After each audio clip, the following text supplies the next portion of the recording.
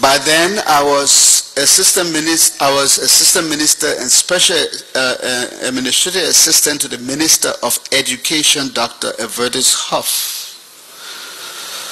When we got a letter from President Talbot to Dr. Huff, and since I was assistant minister and special assistant to the minister, I had to open the letter before Dr. Huff got it. And that letter from President Talbot stated clearly that he intended for Mr. Sirleaf to return to Liberia to serve as Deputy Minister of Finance, and that she had made certain stipulations which the President was directing the Education Minister to facilitate. Number one, that she would prefer housing near the Finance Ministry, preferably the penthouse on top of the Ministry of Education, and some other things which you will read in my book. Well, those concessions were made, and she came back home to become Deputy Minister of Finance. Then the OAU came around, and there evolved a major dispute between the Minister of Finance, James T. Phillips, and a senator from Masoado County, or Representative A.B. Talbot. By that time, the government of Liberia was seeking to rent a floating ship, hotel ship, to host journalists and delegates coming to the OAU. And by that time, I had been transferred from the Ministry of Education because Dr. Huff came from the airport, Roberts Field, one day and told me that Minister Jenkins Peel has appealed to me that you should please assign you to the Ministry of Information to help him prepare for the OAU. And I have agreed, so please, next week, go take up your assignment. So then I transferred from being a special assistant, administrative assistant to the Minister of Education to being a special assistant to the Minister of Information. And I must tell you, as I'm telling all of our young people, my mom sold her cool ale and dry meat until she died. She never went to school. My father went to school and stopped in the 6th grade Royal Reader. But my Congo old lady taught me how to read and write. And I cannot be a dumb boy. I took exam for special assistant, administrative assistant, everything, editor-in-chief of a New Liberian newspaper. I took exam. The civil service had an exam for every position. I do not know whether the state got it. If they do not have it, I do not know why. People should start taking exam for every position they hold. You see my laminated civil service letter from September 14, 1976. I'm keeping it laminated. Water can't hammer it. Our young people should learn how to wait and learn how to learn the raw book so they can live anywhere. The war came, I went to America, I didn't die, I didn't work in any place, clean those sick people. I went to school and got a master's degree in divinity. I was pastor for 5 years. Right now I'm on pension. I got my paper here to show my pension in 2005 was $20,800. When I get 70 years old, they will give it to me. I don't know how much it is now. I don't want to know because it will just tease me. I left and I went to study counseling. Our young people must learn how to learn the raw book. Whether you're selling fufu or not, it doesn't have anything to do with your brains. So I went to the Ministry of Information and prepared for the OAU. And I was special assistant to the Minister Peel when April 14 broke out. I was in the center of April 14. My friend Gangala was on the other side. I was on the other side. We were still friends. So I'm just giving you the headlines because tomorrow we'll discuss that. We can't go into April 14 now. But I was there when James Phillips and A.B. Talbot had a dispute. James T. Phillips went and got a Greek ship to come here. A.B. Talbot went and got a brand new French ship to come here. And so this competition was whether the Greeks or the French were going to win. So we went to the organizational meeting and it was being discussed. It was never concluded. And suddenly it was announced that the Greek ship had been rewarded the contract. it means that Phillips Company, or Phillips Group that he was supporting, had won the contract over AB Tauber Group. I'm telling you all of this to tell you what went into weakening the system. The system didn't fall because somebody from outside just pushed the system. The system fell from inside. The same with the door system was going to fall anyway. If nobody had brought war here, it would have gone downhill. And I got the story, and I'm going to tell the story. Phillips paid his people in advance for the ship. AB got concerned that Phillips had done something that was out of order because the whole bidding system had not gone through. So when you look in the New Liberian newspaper, in the government newspaper, there was a banner headline that Phillips had received bribe for the ship. The story was carried by a guy called Afroman UO Canada, Alex Best, and all these older people that would know Canada. So Peel, Minister Jenkins Peel, who was a Minister of Information, he's still alive in America. His son works as head of the Freeport Police. You can get in contact with him and double check it. Peel went to a cabinet meeting and came back very furious, very furious. He came back and said, Bowier, I said, you see how the people want to put me in trouble? I said, what happened? He said, you saw the headline about Phillips? I said, yes, sir. How could they publish that kind of thing? The president is now asking me, how could they publish that kind of thing about a fellow colleague in the cabinet? The president is behind me for this. So I got to get to the bottom of this. Call out Afroman here. Afroman was somebody who came from Nigeria and became Liberian and all like that. So you know that's a prejudice there too. So go call out Mayor Costa here. I want to call him. Costa means people who come from down the coast. Okay, that's how they used to call them. So Canada came and Peel asked him, who gave you this story? Who did this? Who did that? And Canada said, I cannot disclose my source to you. Peel said, what? He said, but Mr. Peel, you went to school, you got a master's degree in journalism, and you know the journalist cannot disclose his source. Peel said, let me tell you something. This one here did no journalism. You tell me who did this, or you be dismissed. So I said, Minister P, could I go and talk with him for a while? He said, yes. So I took Mr. Canada into my office, the special assistant office, and I sat him down and said, you know what happened? We know you're not supposed to disclose your source, but there's a time for everything. There's a time for you to tell us the truth, because the president of Liberia is behind the minister, thinking that the minister is behind this thing. So who gave you this story? He said, you see the president behind it? I said, yeah, the president is concerned. He said, no, the president can't be concerned. I said, what do you mean by that? He said, oh, but AB brought me this story and said he passed him or publish the story so he can deal with Phillips. I said, are you sure? He said, yeah. Can you repeat this in front of Minister Peel? He said, yeah. So let's go by in there. Went by in the office. I said, Minister Peel? He said, yeah. I said, I want to inform you that the New Liberian will stand by its story because our source is unimpeachable. He said, Bowier, what do you mean by that? Then I gave him the whole deal. He said, oh, that's what they want to do with me. He picked up the telephone, I'll write a call.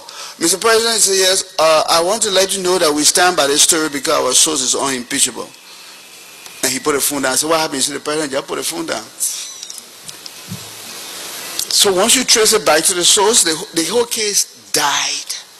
The next week, Philip resigned.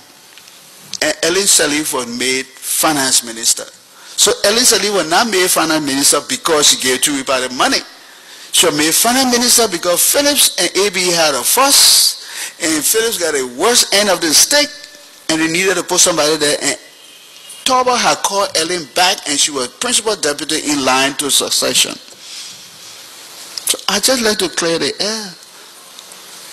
That's all.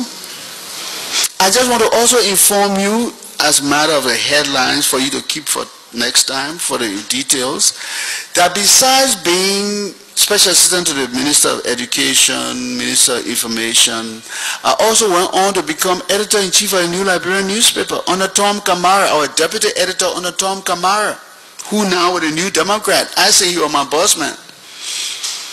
I used to try to cool Tom down. I said, Tom, you just came from abroad, man. You got to cool down. Tom was just an American fellow who couldn't cool down. One day Tom came up with a big headline, the two faces of Tucson, FACES.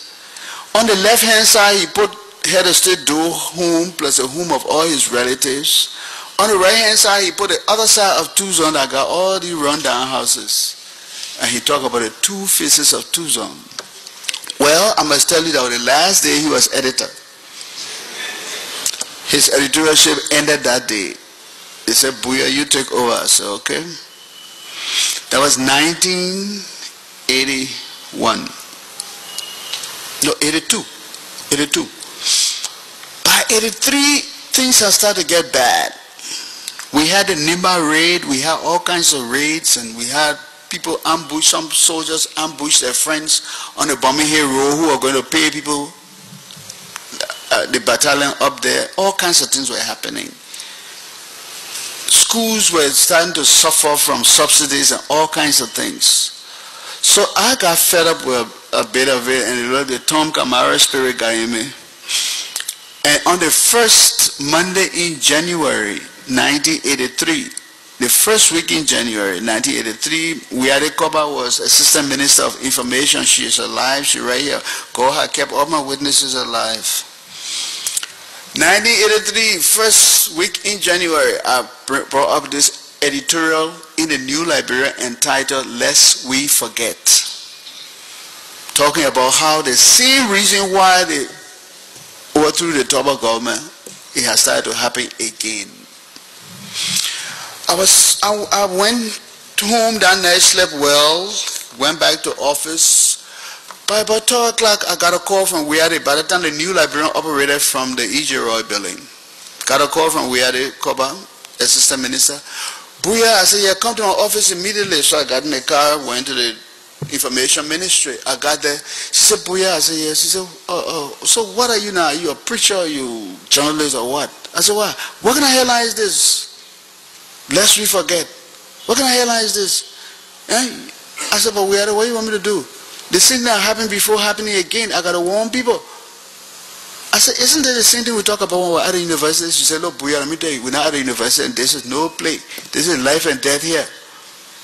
He said, do you know that Minister Naga had been sent for to the mansion? And the head of state is angry about this? Okay, sit down, let Minister Naga come by, let hear what happened. I sat down, the Minister Naga came back with 2 letters. One letter removed me from the New Liberian newspaper, another letter appointing Dapo to succeed me. That's how I left the New Liberian that day. Okay.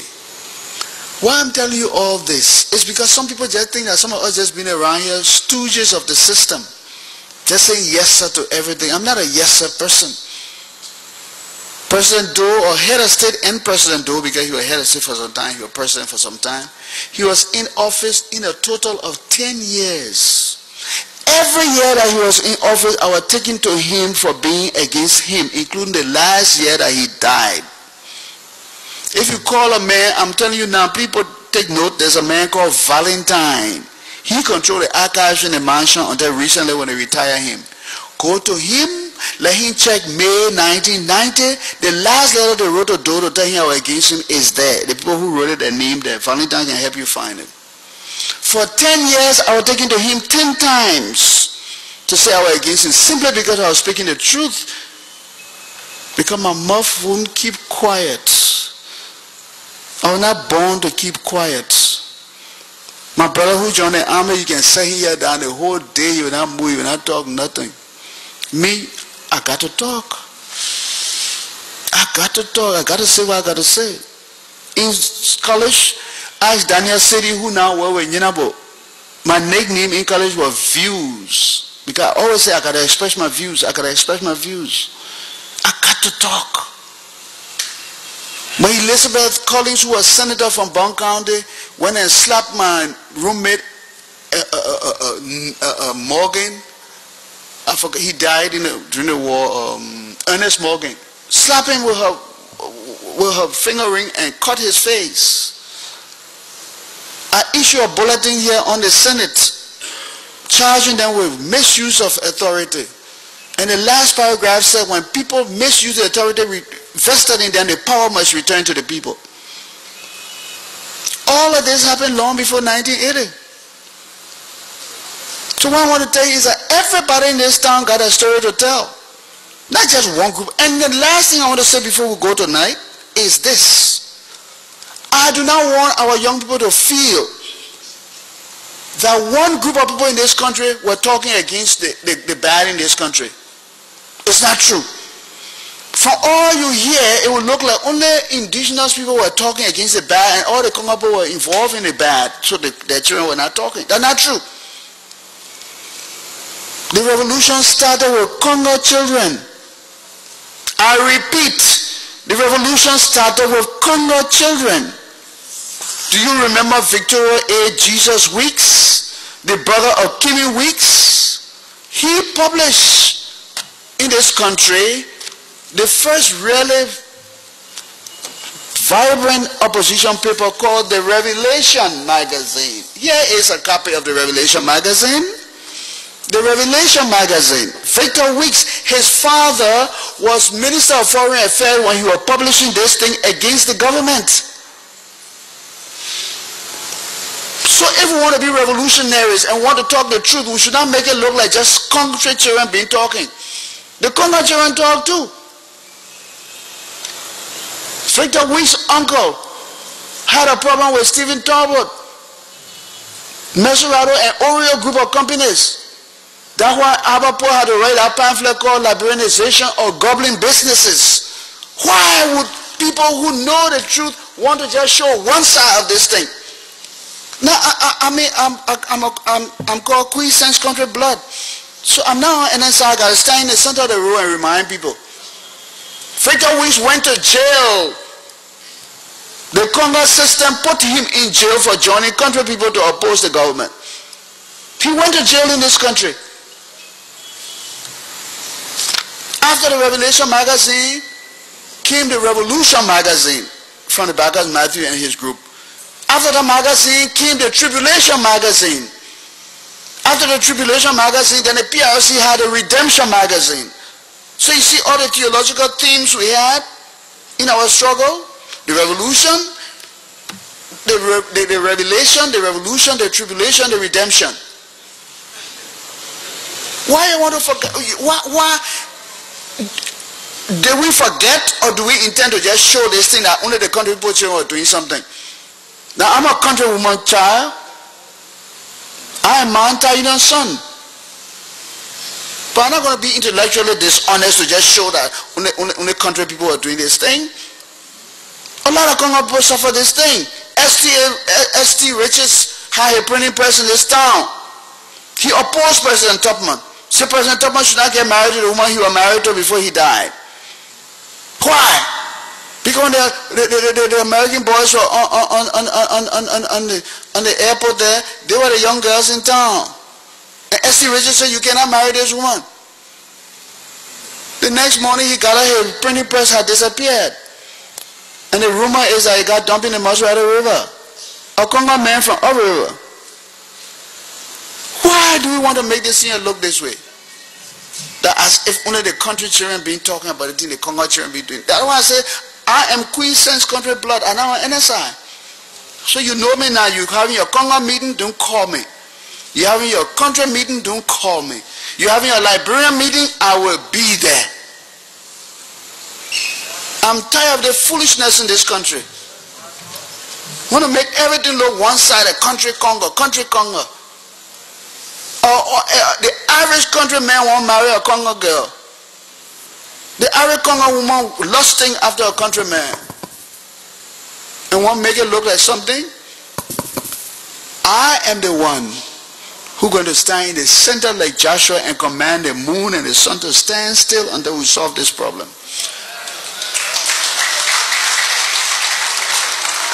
I think I've talked enough for tonight. I'm tired. I need to go to sleep. If you want to ask me a question, you can start. I'm tired talking, but I can answer questions. Mr. Witness? Yes, sir. We control our time, please. Okay, I'm saying I'm tired talking. All I've given you were the headlines. So I'm tired with the headlines. So if you want to ask me a question, I can talk, I can answer them, but I cannot talk anymore because my time for talking ran out. I know you control the time. I will talk if you ask me a question, but I don't want to say any more of my. All I give you a headline. I haven't gone into detail yet. I haven't told you how I was working in the foreign service in Washington D.C. for 10 months. We had no ambassador, and I had to be in contact with the American government. I haven't told you how the American government was looking for somebody to succeed though, and they called me to the State Department to talk about it. I haven't told you anything yet, young man.